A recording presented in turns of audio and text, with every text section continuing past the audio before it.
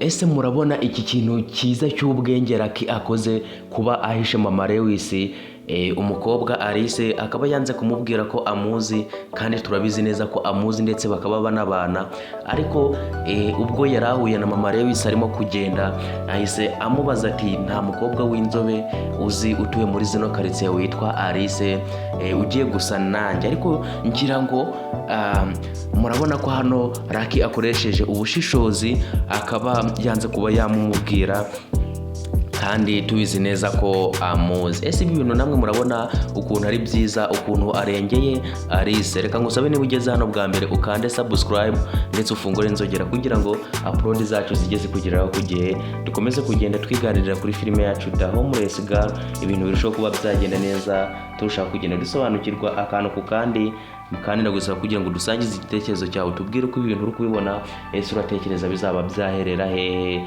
Ndagusaba kandi kugira ngo ukande like ndetse na share. Ese ibi bintu murabona ukuntu ari byiza kuba Lucky yanze kuba yasobanurira Mama Lewis ngo amubwire ko uyu mukobwa amuzi. Yemwe Mama Lewis yeretse Lucky n'ifoto ya Alice, ariko Lucky ngira ngo mwabonye ko yamutsembeye akamubwira ati uyu mukobwa ntawe nzi, nibwo bwa mbere namubonyeho. Ese ibi bintu bizaba byagenda bite ko tubona ko Mama Lewis akomeje kugenda ahiga Alice nyuma y'uko abo yari aterereje bananiwe kuba bamugeraho? Ibi bintu biraza kuba byagenda bite?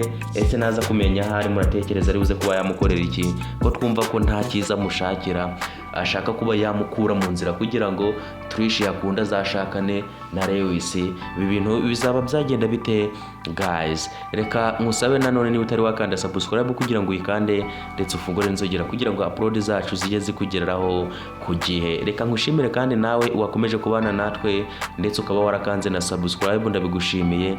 Ngusabe kugira ngo ntiwibagirwe kugenda udakoze ku nzogera kugira ngo ibyo dushizeho byose bijye bikugeraho ku gihe, kandi ukande like na comment udusangize ibitekerezo byawe, dukomeze kugenda twiganira kuri filime yacu The Homeless Girl. Reka mbashimire mwakomeje kubana natwe, ndabakunda cyane. Ciao ciao, nawe utaha.